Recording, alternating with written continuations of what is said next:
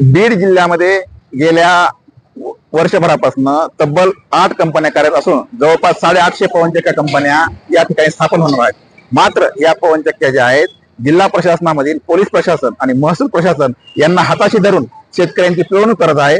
कारण बऱ्याच शेतकऱ्यांना, अडाणी शेतकऱ्यांना फसवून त्यांना त्या ठिकाणी शेतामध्ये कुठलीही पूर्व परवानगी न घेता पोड ओढले जात आहेत, विद्युत लाईन ओढले जात आहेत. त्यांना त्याचा मावेजा सुद्धा दिला जात नाही.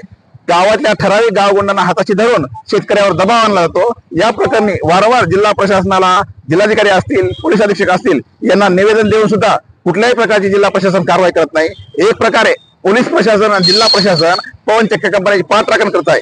याच्या निषेधार्थ आज आम्ही जिल्हाधिकाऱ्यासमोर जिल्हा प्रशासनाचा निषेध करत आहोत आणि पवनचक्क्यांची दादागिरी बंद झाली पाहिजे ही आमची मागणी आहे. बंद करा, बंद करा, बंद करा, बंद करा, बंद करा.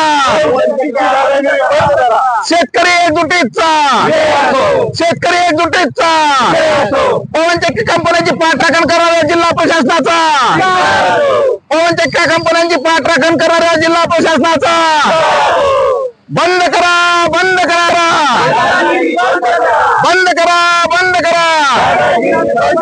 शेतकरी एकजुटीचा, शेतकरी एकजुटीचा, पवनचक्क्या कंपन्यांची पाठराखण करणाऱ्या जिल्हा प्रशासनाचा, पवनचक्क्या कंपन्यांची पाठराखण करणाऱ्या जिल्हा प्रशासनाचा.